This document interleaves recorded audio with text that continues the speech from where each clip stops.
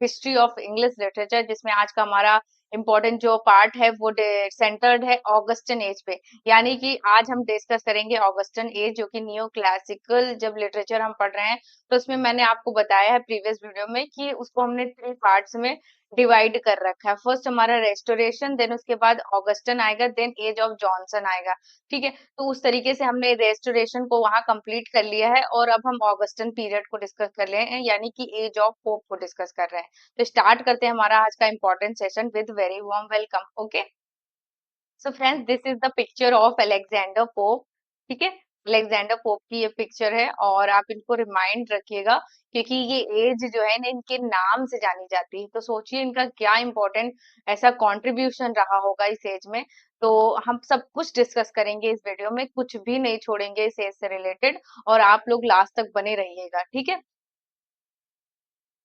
तो हमारे यहाँ पे जो कुछ इम्पोर्टेंट की पॉइंट्स हैं इस एज से, यानी कि एज ऑफ पोप जो है, एज ऑफ ऑगस्टिन जो है, उससे कुछ इम्पोर्टेंट की पॉइंट्स को मैंने यहाँ पे रखा, जो काफी एग्जाम ओरिएंटेड है, उनसे क्वेश्चन पूछ लिए जाते हैं। तो यहाँ पे हमारा फर्स्ट जो की पॉइंट है वो देखिए, the first half of the 18th century. ठीक है, 18th सेंचुरी का फर्स्ट हाफ, ड्यूरिंग विच, जिसमें मतलब English poet such as Alexander Pope and Jonathan Swift, Jonathan Swift, तो इन्होंने मतलब इन किनके वर्क्स को इमिटेट किया, तो इमिटेट किया इन्होंने Horace, Virgil and Ovid.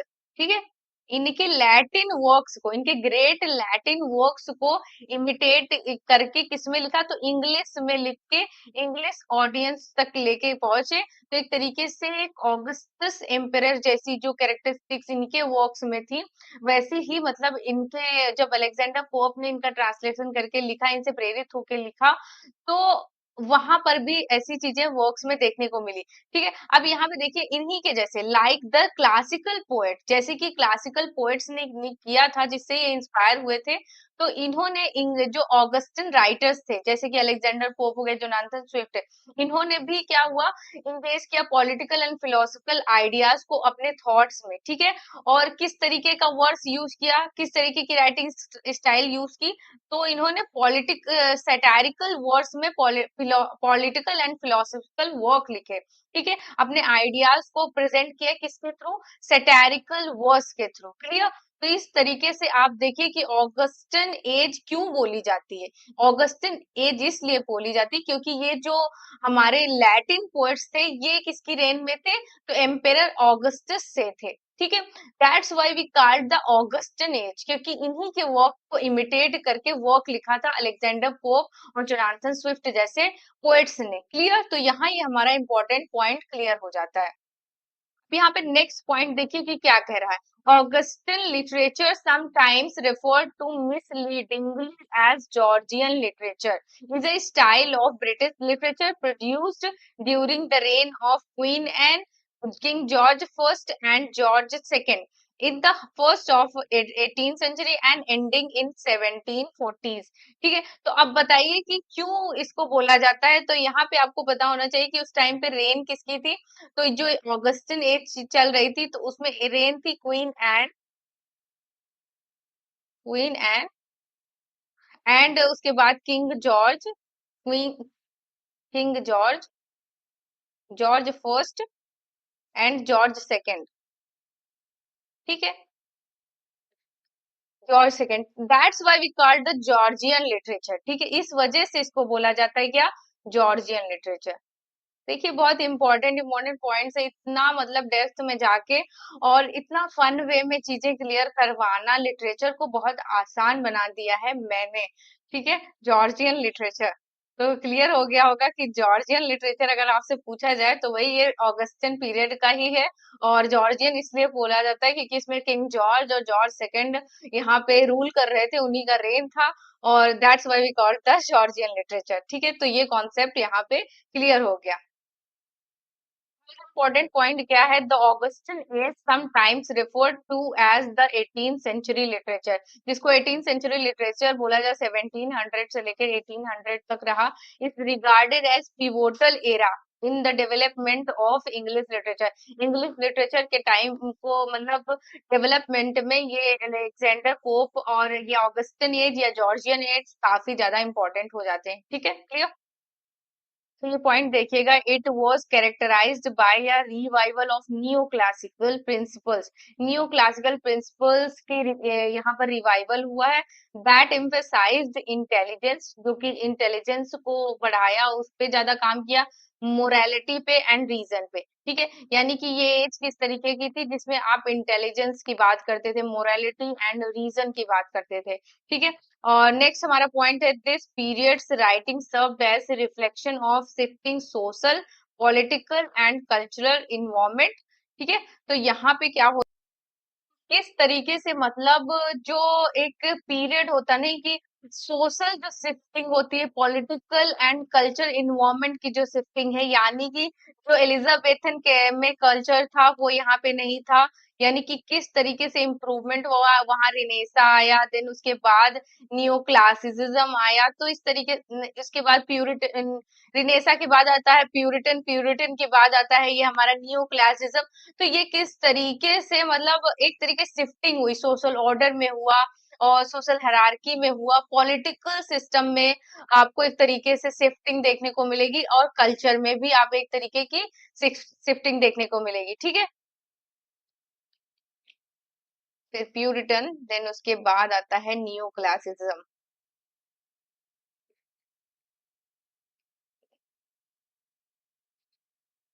Then आएगा यहाँ पे restoration.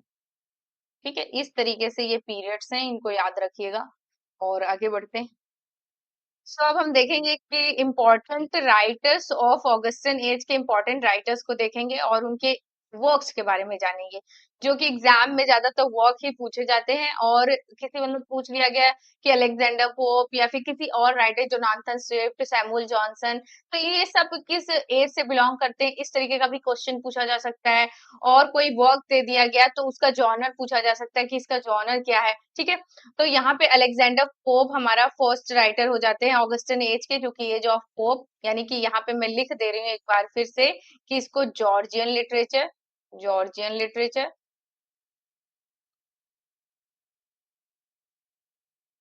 Augustan literature, Augustan age, और age of Pope, age of Pope. Pope मतलब अलेक्जेंडर पोप। ठीक है, इनके नाम से जाना जाता है इस एज को। फर्स्ट जो हमारा यहाँ पे मेजर पॉइंट है वो देखिएगा, the Augustan as most well known individual Alexander pope significantly influence English literature.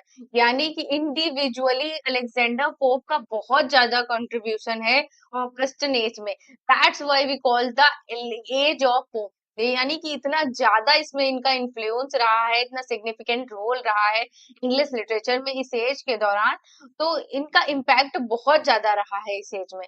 That's why हम इनको फर्स्ट नंबर पे रखे हैं, Alexander Pope, age of Pope. ठीक है, आगे बढ़ते हैं, देखिए क्या क्या है इसमें मेजर पॉइंट्स।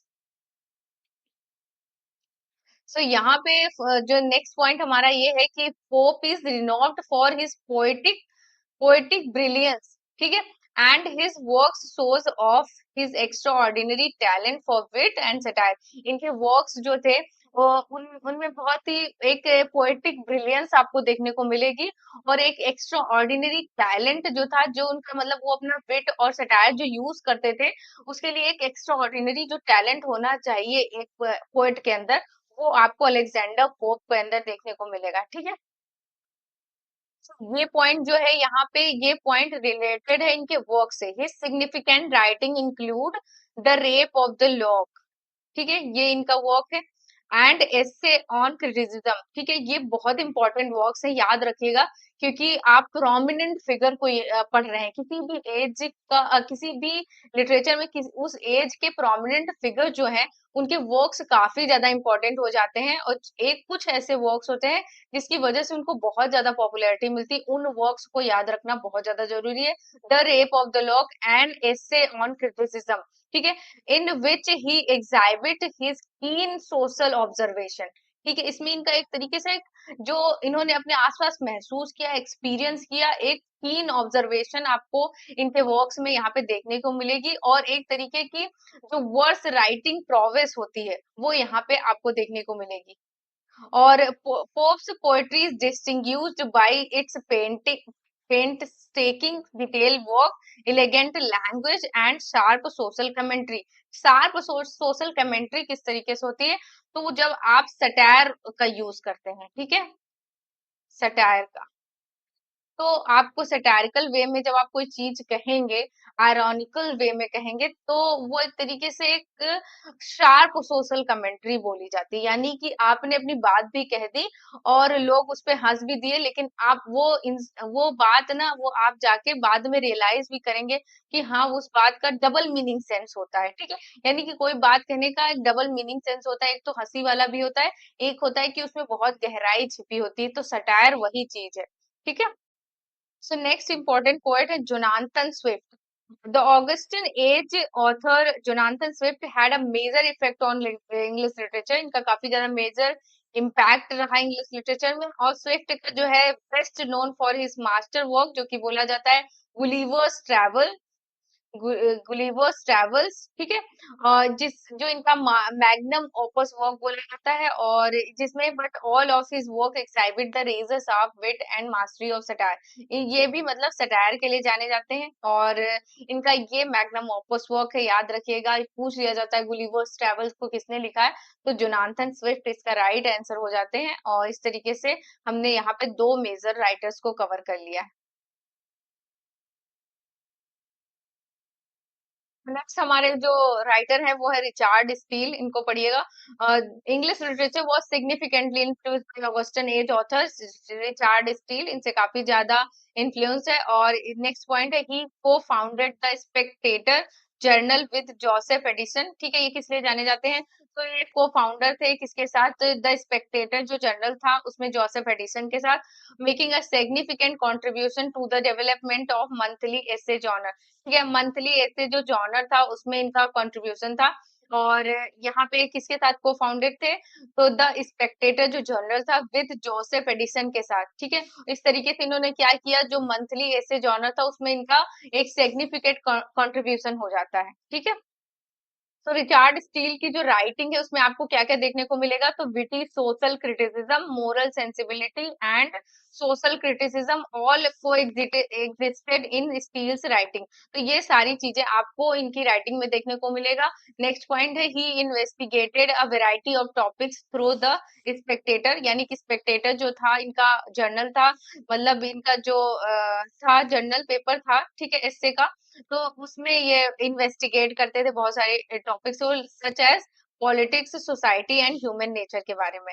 नेक्स्ट पॉइंट है he is recognised as an important character in English literature and a crucial contributor to the evolution of the periodical essay, ठीक है। इवोल्यूशन किसमें किया? तो पेरियोडिकल एस्से में किया, from because of his significant contributions to the Augustan age's literary landscape, ठीक है। तो इनका ये कंट्रीब्यूशन काफी ज्यादा इंपॉर्टेंट हो जाता है। एक तो इन्होंने मंथली जो एस्से हैं, मंथली एस्सेस को काफी पॉपुलर किया, उसके डेवलपमेंट में काफी ज्यादा रोल निभाया। और नेक्स्ट जो यहाँ पे होगा तो पेरियोडिकल एस्सेस जो है, पेरियोडिकल एस्सेस में को मतलब डेवलपमेंट में काफी ज्यादा कंट्रीब्यूशन दिया, ठीक है। तो हम पढ़ेंगे सैमुअल जॉनसन के बारे में, ठीक है, ये एक प्रोमिनेंट राइटर हो जाते हैं इस एज के।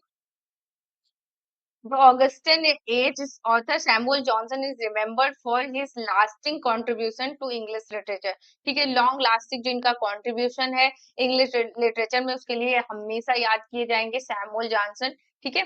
और ये देखिए इनका नेक्स्ट क्वालिटी क्या है, his extensive literary output included lexicography, ठीक है, जो इनका ये वर्क था a dictionary of English language, इसके बारे में पढ़ेंगे हम। और पोएट्री एंड एसेस, यानी कि लेक्सिकोग्राफी, पोएट्री एंड एसेस में इनका कंट्रीब्यूशन रहा। और his most famous work a dictionary of English language, तो हमने एमसीक्यू वीडियोस जब हम लोग कर रहे थे अभी रेस्टोरेशन एंड न्यू क्लासिकल में, तो ये वर्क वहां पे आया था, तो मैंने वहां पे बताया था कि इसका जो पब्लिकेशन है वो 1755 में हुआ था फर्स्ट टाइम।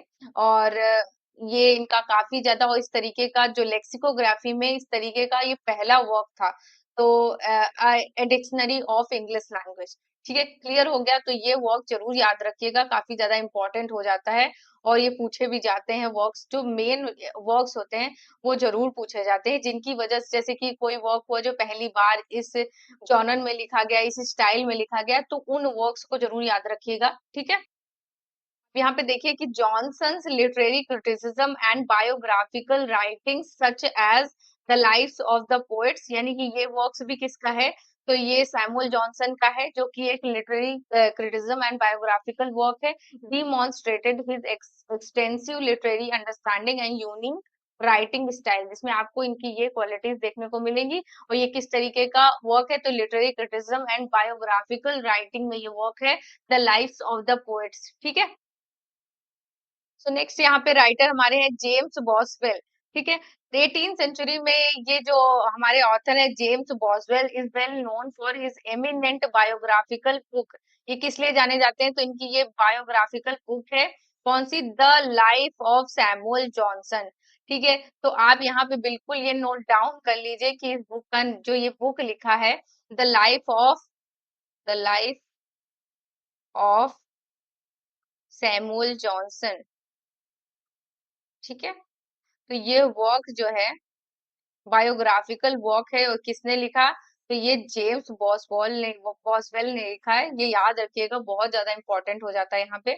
और नेक्स्ट इनका जो है Boswell work is in engrossing and a vital contribution to the area of biography because of his attention to detail, compelling narrative styles and personal observation. ठीक है, तो इनके बायोग्राफिकल जो वर्क्स हैं उसमें आपको एक तरीके से पूरा डिटेल चीजें देखने को मिलेगी, यानी कि उनका जो एक किसी भी मतलब जैसे कि इन्होंने सैमुअल जॉनसन को बताया तो बहुत डिटेल स्टडी किया उनके ऊपर, एक नैरेटिव स्टाइल रखी है। वो जब मतलब उनकी बायोग्राफी आप पढ़ रहे होंगे तो आपको लगेगा कि कितनी आसान तरीके से ये इनको जानते हैं, और उनके पर्सनल ऑब्जर्वेशन उसमें आपको दिखेंगे उनके वर्क्स में। ठीक, सो नेक्स्ट जो यहाँ पे राइटर है वो है एडवर्ड गिवन। ठीक है, इसका देखिएगा फर्स्ट पॉइंट है the 18th century literary great Edward गिवन, मतलब किसे जाने थे, became well known for his colossal work. ठीक है, तो यहाँ पे आप कंफ्यूज मत होइएगा, ये कोई क्लासिकल नहीं है, ना ही मिसप्रिंट है। कोलोसल वर्क मतलब होता है बहुत बड़ा काम। कोलोसल वर्क, ये वो कैब भी आप ध्यान रखिएगा, यानी कि इसका मतलब होता है बहुत बड़ा काम, हिंदी में लिख दे रही हूँ, बहुत बड़ा काम। ठीक है, तो इनके ये बहुत बड़े काम के लिए जाने जाते थे, जो कि क्या था इनका ये work, the the history of decline and fall of Roman empire. ठीक है, तो इस ये इनका वर्क था, कौन सा वर्क था यहाँ पे ध्यान रखिएगा, मैं लिख तो नहीं पाऊंगी, इतना बड़ा स्क्रीन यहाँ पे नहीं है, तो इनका ये वर्क है, फिर भी मैं लिख दे रही हूँ, द हिस्ट्री ऑफ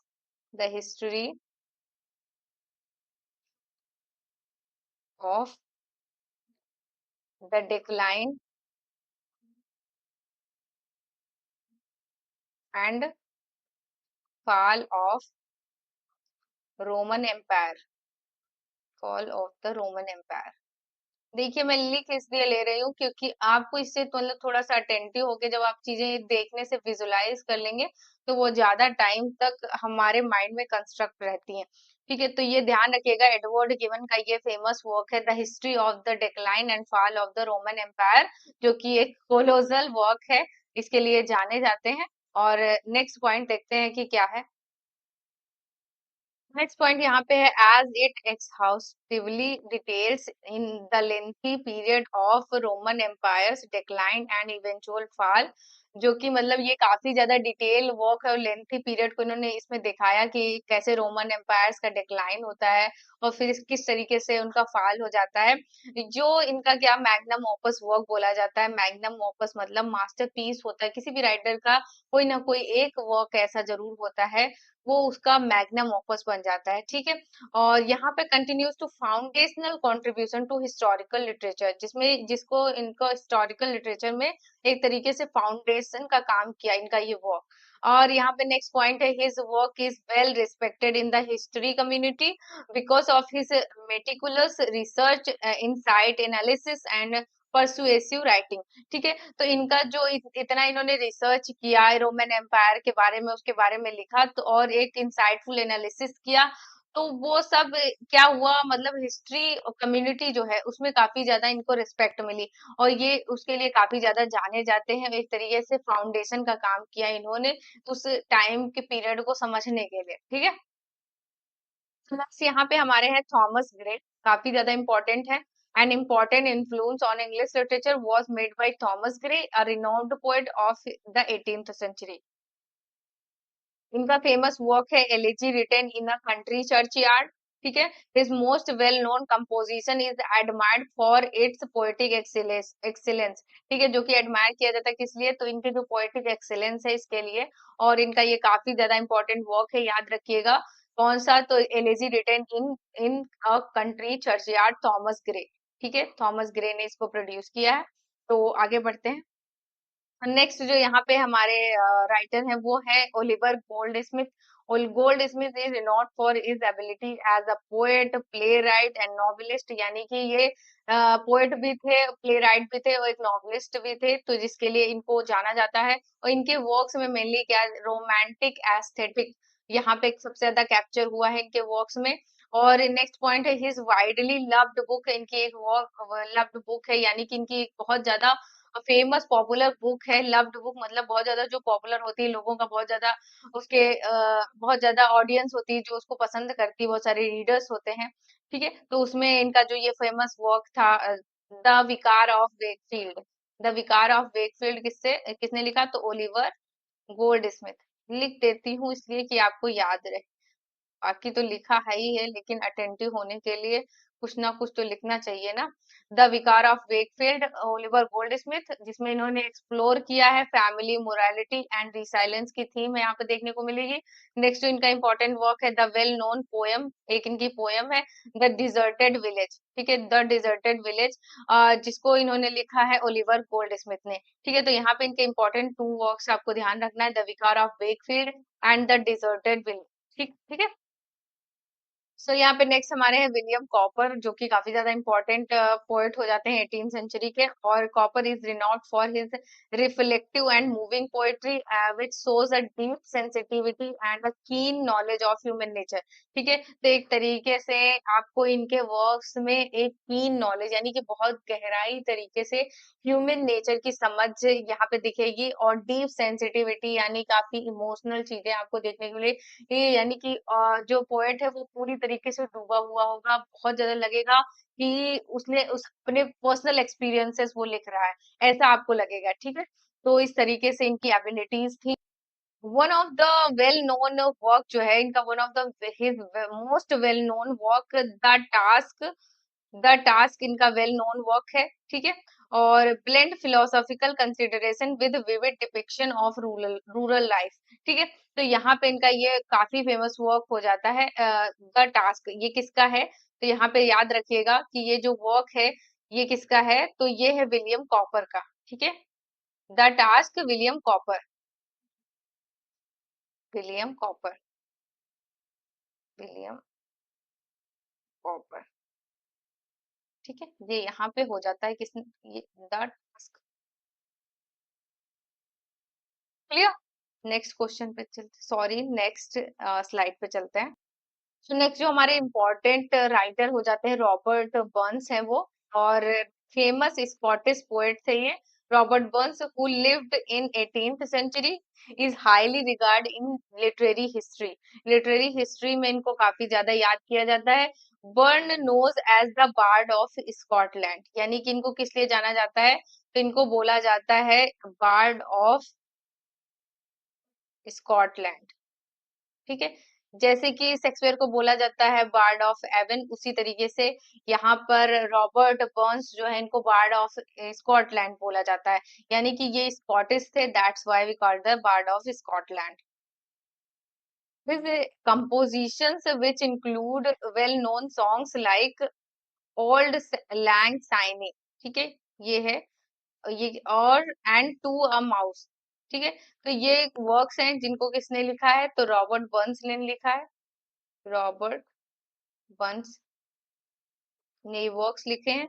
और ये जो songs like Auld Lang Syne and to a mouse, ठीक है। तो ये demonstrate his creative prowess and powerful emotional impact. तो ये सब इसको एक्सप्लोर करते हैं, दिखाते हैं कि किस तरीके से एक क्रिएटिविटी जो है, पावरफुल इमोशनल इम्पैक्ट है, वो सब इनको इनके इन सॉन्ग्स में दिखाई पड़ेगा।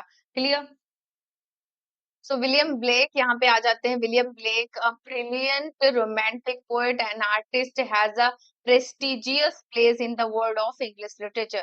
Blake, a writer known for his visionary aesthetic, skillfully combined mysticism and social criticism in his work. ठीक है, इनका फेमस वर्क है songs of innocence end of experience. ठीक है, ये वर्क किसका है? तो विलियम ब्लेक का है।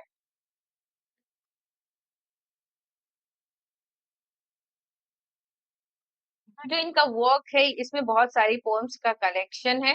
और क्या नाम है? The songs of innocence end of experience, William Blake.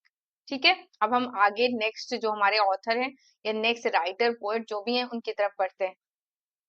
यहाँ पे नेक्स्ट है रिचार्ड सेरिडन। रिचार्ड सेरिडन के बारे में पढ़ेंगे। The 18th century dramatist and politics politician Richard Sheridan had a considerable influence on both the political and theatrical sphere।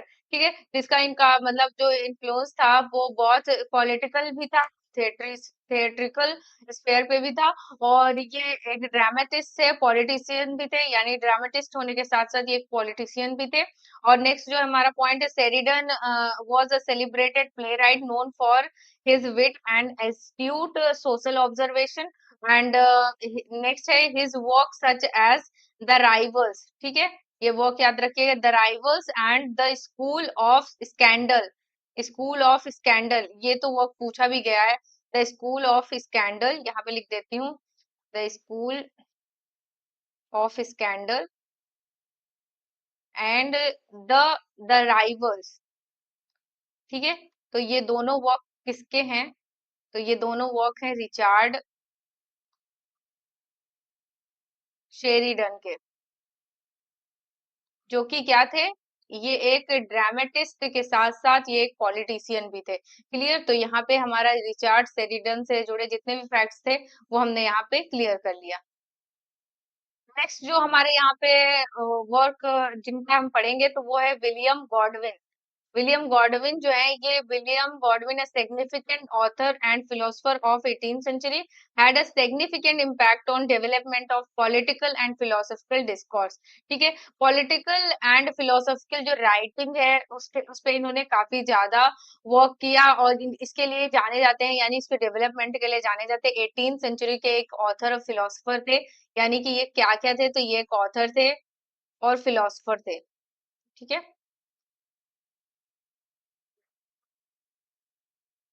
Philosopher थे। ठीक है, हम नेक्स्ट पॉइंट है हिज वेल नोन बुक। इनकी वेल नोन बुक जो है पॉलिटिकल जस्टिस, काफी ज्यादा इंपॉर्टेंट बुक हो जाती है। William Godwin, political justice, political justice याद रखिएगा, पॉलिटिकल जस्टिस। clear?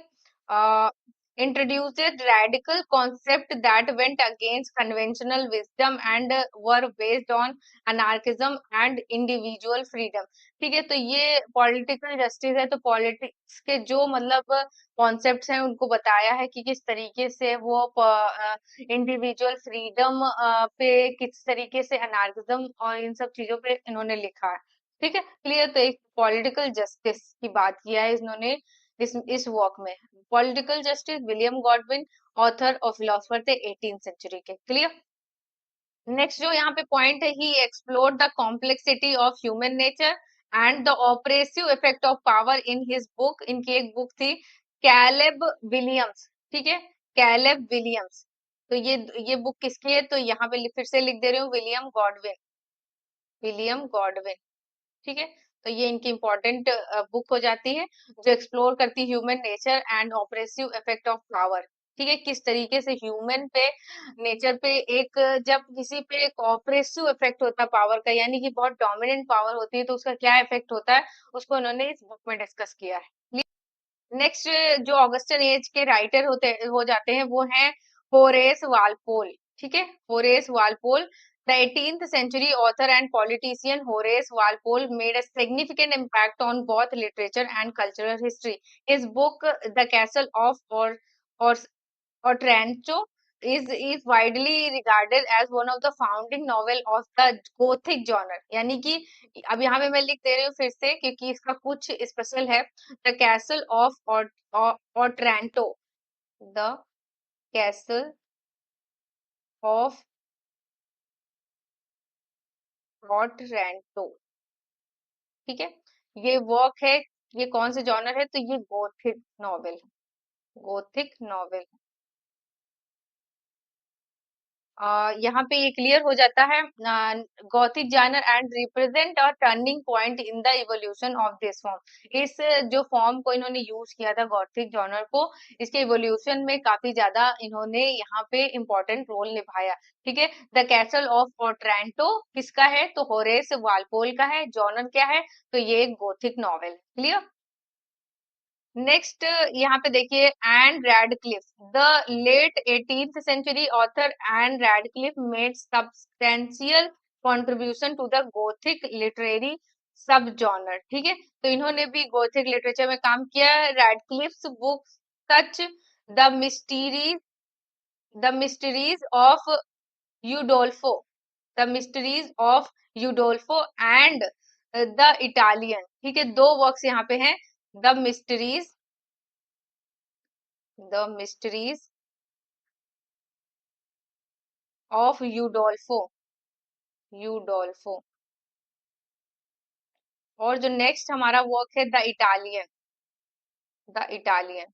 ठीक है, इनके राइटर कौन है, तो एन रैडक्लिफ है, और ये एक तरीके की गॉथिक लिटरेरी सब जॉनर पे लिखी गई है। और इस तरीके से हमने ये यहाँ पे क्लियर कर लिया, इनके कुछ इंपॉर्टेंट ये वर्क्स थे, इनकी बुक्स थी, the mysteries of Udolpho and the Italian. Clear. अब यहाँ पे हमारे जो नेक्स्ट बचते हैं वो थॉमस पर्सी, यानी थॉमस पर्सी का क्या रोल रहा वेस्टर्न एज में, उनके उनका क्या कंट्रीब्यूशन रहा, उसको डिस्कस कर रहे हैं। थॉमस पर्सी, ठीक है। सो यहाँ पे फर्स्ट जो पॉइंट है, द 18th सेंचुरी इंटेलेक्चुअल जो थे ये Thomas Percy made significant contribution to the study and preservation of English folklore and ballads. ठीक है, यानी कि किसको प्रिजर्व करने का काम किया है, तो इंग्लिश फोकलोर एंड बेलार्ड्स को। ठीक है। इनका जो इम्पोर्टेंट वर्क है, as a bishop and academic, Percy embarked on the project of compiling and disseminating, कौन सा ये प्रोजेक्ट था, relics of ancient English poetry, relics of ancient English poetry. This ground breaking anthology was essential in rekindling interest in classic English literature specially ballad. ठीक है, तो इस पे इन्होंने काम किया, ये याद रखिएगा, जिससे क्या हुआ कि इंग्लिश लिटरेचर में बैलार्ड को फिर से इंटरेस्ट जगाने का काम किया इन्होंने। नेक्स्ट हमारे जो प्रोमिनेंट ऑथर हो जाते हैं इस एज के, ऑगस्टन एज हम पढ़ रहे हैं, ये आपको बिल्कुल भी भूलना नहीं, Daniel Defoe, the prominent author of 18th century, Daniel Defoe significantly influence English literature with his wide ranging body of work. ठीक है, he is most known for his literary master work. ठीक है, रॉबिन्सन क्रूसो, वर्क याद रखिएगा क्या है, Robinson Crusoe. जो भी जितने भी इम्पोर्टेंट वाले वर्क होते हैं वो मैं खुद भी लिख देती हूँ, ठीक है, जिससे आपको याद हो जाए इसी में। डेनियल डॉफे क्रूसो, ठीक है, यहाँ से आप याद रखिएगा, थोड़ा सा लिंक कर लीजिए, डेनियल डेफो क्रूसो। ठीक है, तो एक जैसा कोई राइम हो रहा है, तो इससे याद रखिएगा कि ये रॉबिन्सन क्रूसो किसका है, तो डेनियल डोफे का है। मेनली क्या है, भले ये इतना इम्पोर्टेंट हो, लेकिन इसकी वजह से कहीं अगर एक नंबर आपका कम हो गया तो वो ज्यादा दिक्कत करेगा। नेक्स्ट जो इम्पोर्टेंट राइटर है वो हेनरी फील्डिंग है, famous 18th century author Henry Fielding was instrumental in creating the novel as a literary genre. ठीक है, नॉवेल्स पे इन्होंने काम किया है ज्यादा। ठीक है, हेनरी फील्डिंग्स की तो कई नॉवेल्स पढ़ी भी हैं मैंने भी, और काफी अच्छी भी हैं, और आप भी पढ़िएगा, हेनरी फील्डिंग बहुत ही अच्छी नॉवेल्स हैं इनकी। सो फर्स्ट इसका पॉइंट है, fielding is most known for his master work, किस लिए जाने जाते हैं, इनका एक मास्टर वर्क है टॉम जोन्स। ठीक है, टॉम जोन्स आप याद रखिएगा, Henry fielding, Henry fielding important work है ये टॉम जोन्स। एक बार मैं कहूंगी आप इसको एक्सप्लोर भी करिएगा, बहुत अच्छा वर्क है। इसमें इन्होंने but all of his writing displays that distinctive fusion of humour, sarcasm and reality, इन सब चीजों पे इन्होंने काम किया है इस वर्क के अंदर। और इस तरीके से fielding use of narrative and character development revolutionized English literature had a long lasting influence on succeeding generation of authors। ठीक है, तो इस तरीके से इनका जो इनके जो नॉवेल्स में किस तरीके से जो कैरेक्टर्स का रिवॉल्यूशन होता था, उसका जो डेवलपमेंट होता है, नैरेटिव स्टाइल जो होती थी, वो एक तरीके से इंग्लिश लिटरेचर में एक लॉन्ग लास्टिंग इन्फ्लुएंस हुआ जो आने वाले नए जनरेशन के ऑथर होते हैं उन पे। ठीक है, काफी कुछ एक फाउंडेशन की का काम करेंगे यहाँ पे जो हेनरी फील्डिंग है। ठीक है, नेक्स्ट है Lawrence Stanley, a renowned author of 18th century named Lawrence Stanley। इनका वर्क है the life and the opinion of Tristram Shandy gentleman. ठीक है, ये इनका वर्क है the life and opinions of Tristram Shandy gentleman, left a lasting influence, जो कि बहुत ज्यादा इन्फ्लुएंस डाला इस वर्क ने। याद रखिएगा ये work. Sterne's writing challenge conventional narrative rules of combining humour, sarcasm and deep philosophical reflection. ठीक है, तो इस तरीके से हमने ये इंपॉर्टेंट राइटर्स यहाँ पे क्लियर कर लिए।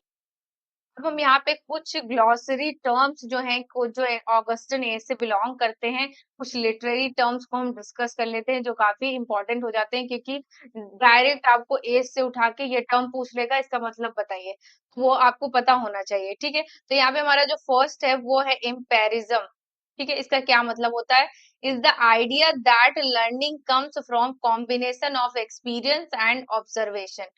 ठीक है, तो ये देखिए एक फिलोसॉफिकल वे है कि लर्निंग आपको कहाँ से मिलेगी, तो लर्निंग यहाँ से आएगी। देखिए एक कॉम्बिनेशन कैसा है, तो आपको एक तो एक्सपीरियंस होना चाहिए। ठीक है, आपने फील्ड वर्क कर लिया तो आपके पास ये एक्सपीरियंस हो गया। ठीक है, अब ये सब एक्सपीरियंस जब आपने किया तो इसी के साथ क्या हुआ, आपको ऑब्जर्वेशन भी जुड़ गया। यानी कि जब आप एक्सपीरियंस कर रहे होते हैं तो कहीं ना कहीं आप चीजें ऑब्जर्व करते हैं और उनको सुधार करते हुए फिर से इम्प्रूव करके चीजें करते हैं। तो इससे क्या बना, इससे आप लर्निंग हुई आपकी। ठीक है, तो इसी वजह से बोला गया है learning comes from combination of experience and observation. ठीक है, तो यहाँ पे ये हो जाएगा एक्सपीरियंस और ये हो जाएगा ऑब्जर्वेशन। ठीक है, तो इस तरीके से लर्निंग आती है। और इम्पैरिज्म, इन सबको बोला जाता है इम्पैरिज्म, इस टर्म को बोला जाता है इम्पैरिज्म। क्लियर। नेक्स्ट जो हमारा यहाँ पे टर्म है कैपिटलिज्म। कैपिटलिज्म का क्या मतलब होता है? Exist when private business and individuals on and control money rather than the government. ठीक है, यहाँ पे जो कैपिटलिज्म होता है उसमें प्राइवेट बिजनेस जो होता है और उस पे मतलब, और प्राइवेट बिजनेस एंड इंडिविजुअल सबका, यानी कि मनी पर और बिजनेस पे अपना कंट्रोल हो, ना कि गवर्नमेंट का। वही हो गया कैपिटलिज्म, यानी कि पूंजीवाद। इसको आप हिंदी में पूंजीवाद बोल सकते हैं।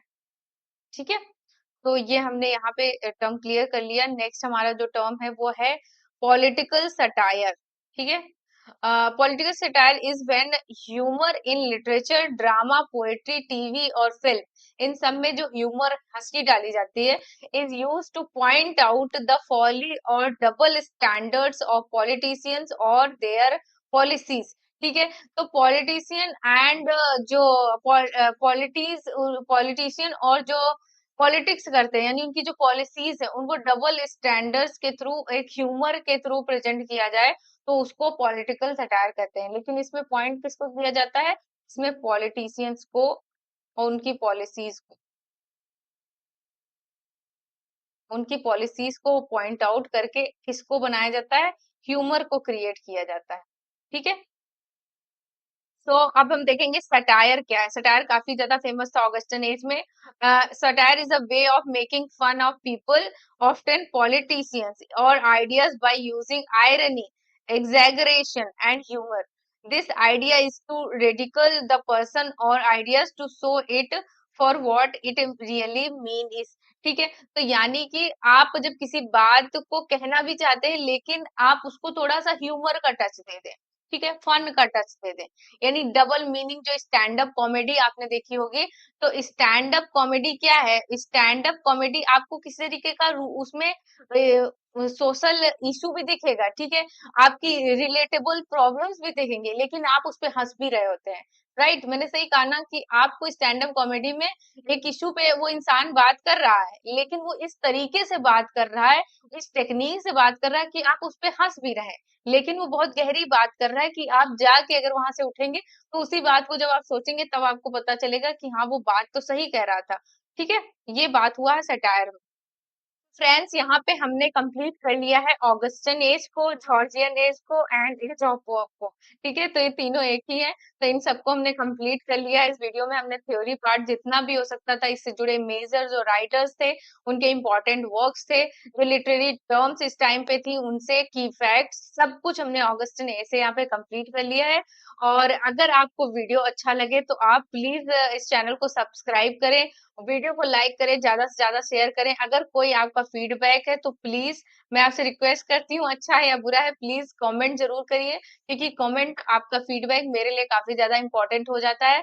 सो ऐसे ही इंपॉर्टेंट सीरीज से जुड़ने के लिए आप हमारे चैनल पर बने रहिए। Thanks for watching. Thanks for watching. Okay, मिलते हैं नेक्स्ट वीडियो में। Stay tuned. Okay, bye bye.